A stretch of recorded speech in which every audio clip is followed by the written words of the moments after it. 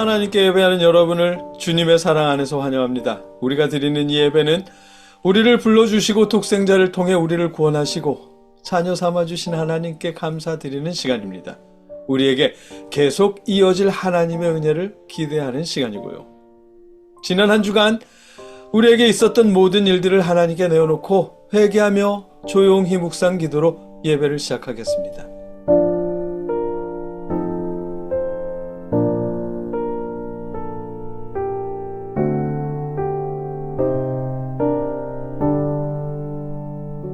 하나님이여 나를 판단하시되 경건하지 아니한 나라에 대하여 내 송사를 변호하시며 간사하고 불의한 자에게서 나를 건지소서. 주는 나의 힘이 되신 하나님이시거늘 어찌하여 나를 버리셨나이까? 내가 어찌하여 원수의 억압으로 말미암아 슬프게 다니나이까? 주의 빛과 주의 진리를 보내시어서 나를 인도하시고 주의 거룩한 산과 주께서 계시는 곳에 이르게 하소서. 그런즉 내가 하나님의 제단에 나아가 나의 큰 기쁨에 하나님께 이르리이다. 하나님이여 나의 하나님이여 내가 수금으로 주를 찬양하리이다.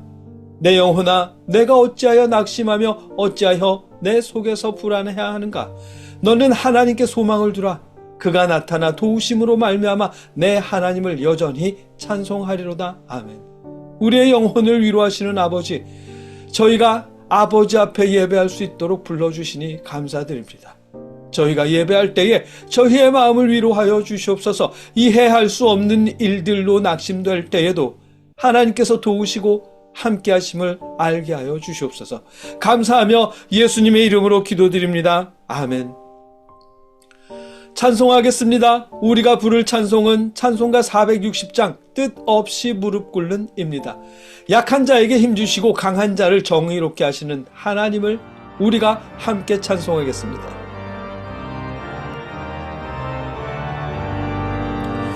뜻없이 무릎 꿇는 그 복종 아니요 운명에 맡겨 사는 그 생활 아니라 우리의 믿음 치솟아 독수리 날듯이 주 뜻이 이루어지다 외치며 사나니 약한 자 힘주시고 강한 자 바르게 주한 자 정케함이 주님의 뜻이라.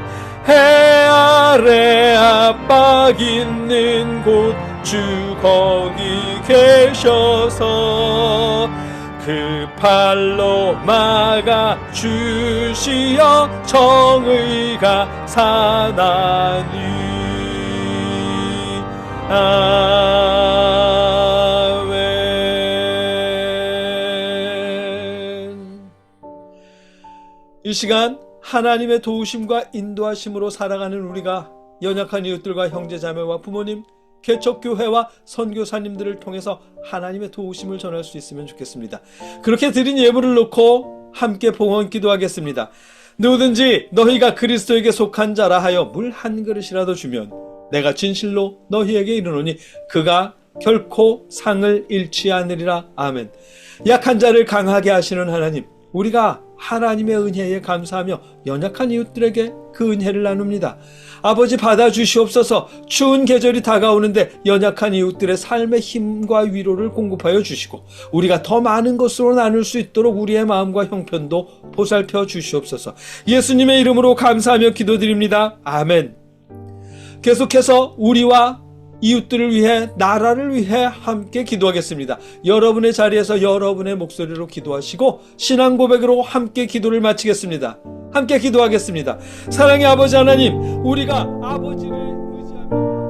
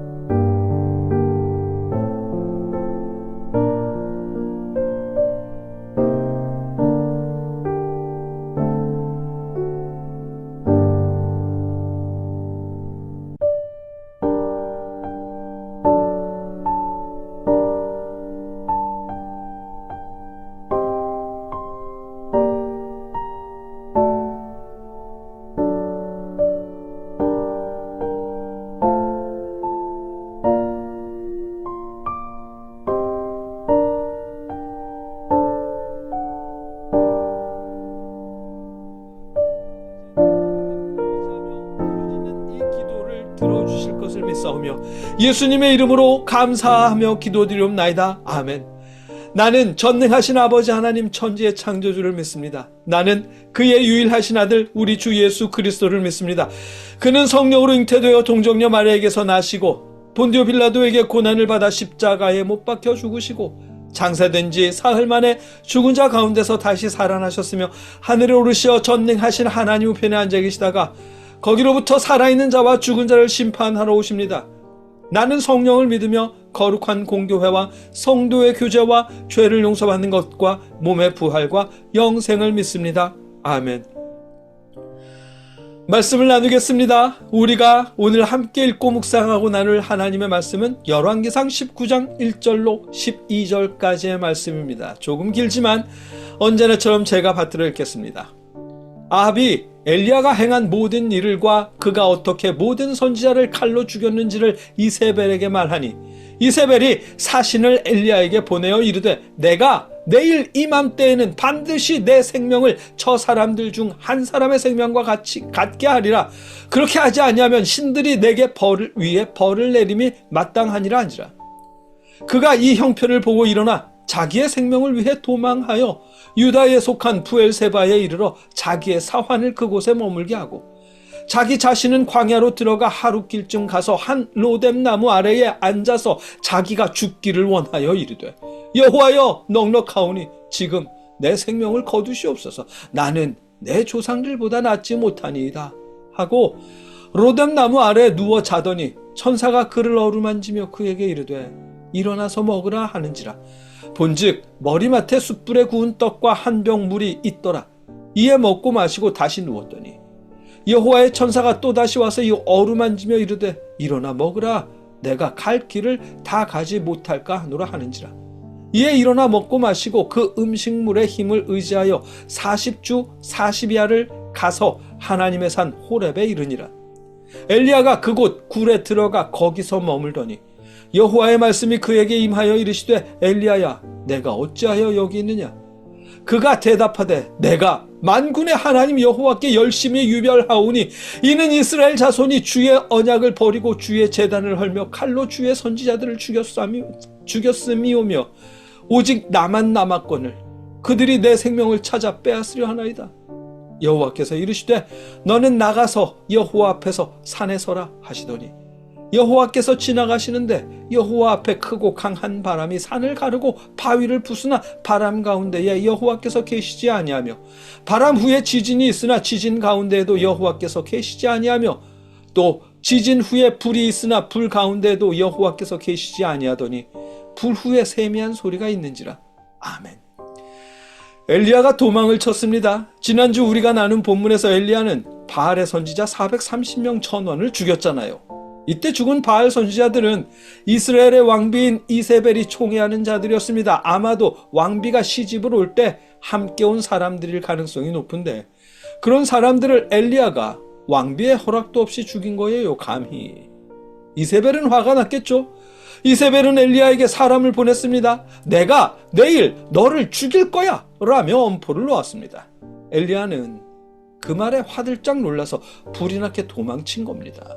사실 이세벨이 정말로 엘리야를 죽일 생각이었다면 사람을 보내서 협박하는 그날 그냥 죽였을 텐데 그러지는 않았거든요. 아마도 이세벨 역시 하나님이 무서웠기 때문일 겁니다. 바알 선지자가 어떻게 해서 죽게 되었는지 3년 기근을 끝내고 비가 내리게 된 이유가 무엇인지 아합으로부터 다 들었을 테니까요. 하나님의 놀라운 능력을 아합에게 들었는데 하나님의 선지자 엘리야를 함부로 죽이는 게 쉽지 않았겠죠. 아마도 그런 이유로 이세벨은 일단 협박부터 먼저 저질렀을 텐데 그런데도 엘리야는 겁이 나서 도망을 친 겁니다. 하나님의 능력을 자신이 직접 경험해 놓고도 국경을 넘어 유대 땅까지 도망친 거예요. 겁쟁이여서 그랬던 걸 겁니다. 엘리야는 겁이 많은 사람이었으니까요. 유대 땅까지도 도망을 쳤지만 그래도 안심이 안 돼서 하루 종일 걸어서 광야까지 들어갔다고 합니다. 그러곤 로뎀 나무 밑에 앉아서 한다는 말이 자기가 죽기를 원하여 이르되 여호와여 넉넉하오니 지금 내 생명을 거두시옵소서. 나는 내 조상들보다 낫지 못하나이다 라는 하소연이었습니다. 이제 그만 살고 싶으니까 하나님 제발 나를 좀 데려가 주십시오 라는 하소연이었어요.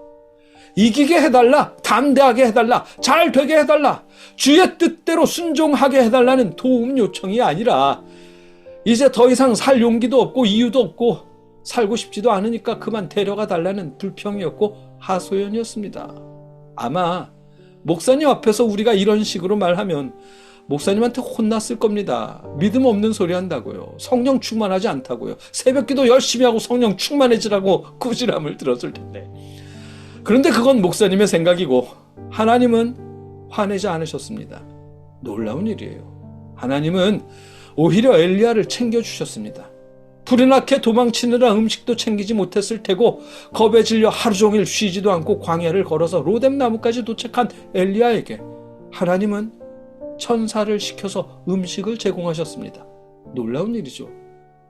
여러분, 혼란한 마음이 들 때 목사님을 의지하지 마시고 하나님께 직접 아뢰십시오.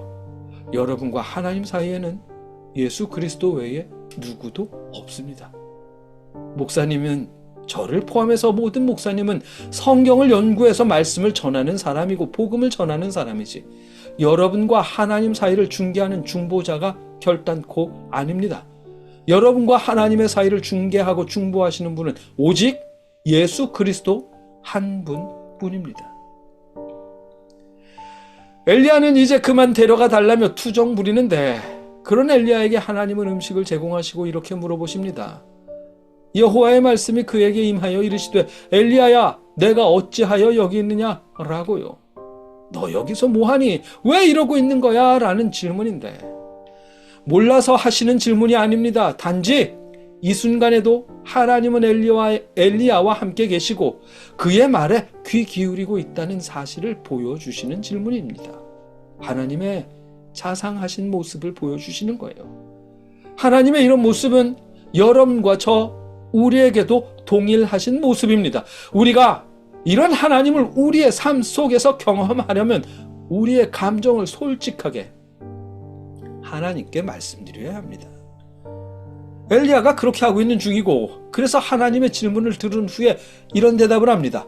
내가 만군의 하나님 여호와께 열심히 유별하오니 이는 이스라엘 자손이 주의 언약을 버리고 주의 제단을 헐며 칼로 주의 선지자들을 죽였음이오며 오직 나만 남았거늘 그들이 내 생명을 찾아 빼앗으려 하나이다 라고 말합니다. 이 말은 나는 평생 하나님을 섬겼는데 남은 건 하나도 없습니다. 성전도 파괴되었고 선지자들도 다 죽었고 내 말을 듣던 백성들은 전부 바알에게 돌아섰습니다. 나도 곧 사형당하게 생겼습니다 라는 넋두리입니다. 평생을 하나님께 순종했는데 남은 것도 하나 없고 보람도 없다는 거예요. 거기에 덤으로 생명까지 위협을 당하는 상태라는 불평입니다. 엘리야의 이런 심정, 우리도 살다 보면 몇 번씩 느끼는 감정이죠. 열심히 공부했는데, 열심히 봉사했는데, 열심히 기도했는데, 열심히 사랑했는데, 열심히 회사 생활했는데 이게 뭐야? 라는 감정. 보통 이런 감정을 느낄 때 목사님들은 이런 조언을 합니다. 믿음으로 이겨내십시오 라고요. 성령 충만해서 버텨내시고 승리하십시오 라고요. 이런 조언들 뭔가 멋진 말처럼 들리는데 사실은 하나님과 우리 사이를 갈라놓는 말입니다. 임마누엘의 하나님을 경험할 기회를 빼앗는 말이고요. 하나님이 함께 하시는 것을 느끼려면 차라리 솔직한 감정을 다 하나님께 아뢰어야 합니다. 이게 뭐냐고, 얼마나 열심히 살았는데 남은 게 하나도 없다고, 내가 이렇게 되는 게 하나님의 뜻이었느냐고. 다른 사람들이 들으면 스스로 경건하다고 여기는 누군가가 들으면 하나님께 무례한 말이라며 믿음 없는 말이라며 성령 충만하지 못하다며 꾸짖을 만한 말일지라도 여러분의 감정을 하나님께 직접 말씀드리는 게 임마누엘의 하나님을 경험할 수 있는 방법입니다. 엘리야가 지금 그러고 있는 중이에요. 내가 평생 하나님께 충성했는데 말씀을 들은 이스라엘은 전부 바알에게 돌아섰고 이제 내 목숨도 보존하지 못하게 되었습니다 라며 불평하는 거예요. 무척이나 무례하고 불경건한 말처럼 들리는 엘리야의 하소연에 그러나 하나님은 꾸지람 대신 위로를 전하십니다. 죽을까 봐 무서워하는 엘리야가 안심할 수 있도록 호렙산 동굴을 찾아 숨어들 때까지 40일 동안을 하나님께서 직접 도우십니다. 거기에 더해 하나님은 엘리야에게 놀라운 능력도 보여주십니다. 큰 강풍이 불게 하시고 바위를 부서뜨리시고 지진을 일으키시고 땅이 갈라져서 불길이 솟구쳐 오르게 하시고 그런 능력들을 다 보여주십니다. 하나님은 이렇게 해서라도 이스라엘을 돌이키실 수 있지만 그렇게 하지 않으신다는 것을 알게 하시려는 듯이요. 그러곤 작고 부드러운 목소리로 엘리야에게 대화하십니다. 또 지진 후에 불이 있으나 불 가운데도 여호와께서 계시지 아니하더니 불 후에 세미한 소리가 있는지라. 아멘. 세미한 목소리로, 작고 부드러운 목소리로 엘리야에게 말씀하십니다. 이 모습이 하나님께서 하나님의 자녀들을 대하시는 모습입니다. 신앙생활을 열심히 하다 보면 모든 일들이 뜻대로, 바라는 대로, 기도하는 대로 다 이루어졌으면 좋겠는데 가끔은 그러지 않을 때가 많습니다. 40일 금식 기도를 했는데도 2,000명이 넘는 성도들이 합심해서 기도를 했는데도 기도한 대로 되지 않을 때가 있어요. 평생을 회사에서 충성했는데도 갑자기 해고 통보를 받을 때가 있고 평생 사랑을 약속했는데 헤어지자는 말을 들을 때도 있고 뜻하지도 바라지도 않았던 사건들을 마주할 때가 있습니다. 그럴 때면 실망스럽고 좌절감도 들고 원통하기도 한데 목사님들께 여쭈면 대부분 그렇게 말하죠. 믿음으로 이겨내라고요. 성령 충만으로 극복하라고요. 그러나 여러분, 아닙니다. 그러지 마세요. 믿음으로 혼자서 이겨내려고 하지 마십시오. 하나님과 여러분 사이에 목사님이든 권사님이든 누구든 끼워 넣지 마십시오. 여러분과 하나님 사이에는 예수 그리스도 한 분 외에 다른 중개자, 다른 중보자는 결단코 없습니다. 어떤 일이든 믿음으로 이겨내겠다며 혼자서 버티지 마시고 성령 충만으로 극복하겠다며 혼자서 노력하지 마시고 하나님의 뜻에 순종하겠다며 울고 있는 마음을 억누르지 마십시오. 전부 다 귀한 마음이지만 임마누엘의 하나님을 외면하고 멀리하는 마음입니다. 그렇게 하지 마시고 대신에 있는 그대로 여러분의 마음을 하나님께 말씀드리십시오. 원통하면 원통한 마음 그대로, 실망했으면 실망한 마음 그대로, 좌절했다면 좌절감 그대로를 하나님께 말씀드리십시오. 왜 그렇게 하셨느냐고, 그게 하나님의 뜻인 거냐고 직접 물어보십시오. 예수 그리스도의 중보를 통해 여러분도 이렇게 직접 하나님께 물을 수 있는 자격을 얻었습니다. 여러분의 마음을 솔직하게 하나님께 말씀하십시오. 그럴 때 독생자를 통해 우리를 구원하신 임마누엘의 하나님을 경험할 수 있게 될 것입니다. 그분의 위로를 삶 속에 느끼게 될 것입니다. 함께 기도하겠습니다.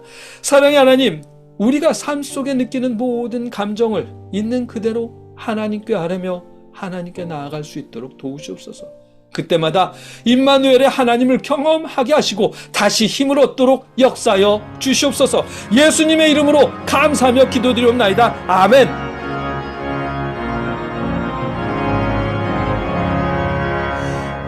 예수가 거느리시니 즐겁고 평안하구나. 주야의 자고 깨는 것 예수가 거느리시네. 주 날 항상 돌보시고 날 친히 거느리시네. 주 날 항상 돌보시고 날 친히 거느리시네. 이제는 우리를 위해 십자가에 죽으신 예수 그리스도의 크신 은혜와 우리를 구원하시기 위해 독생자를 보내주신 아버지 하나님의 무한하신 사랑하심과 우리에게 믿음을 주시는 성령님의 역사심이 하나님께 예배하는 주님의 모든 자녀들과 늘 함께 하시기를 주님의 이름으로 간절히 축원하옵나이다. 아멘.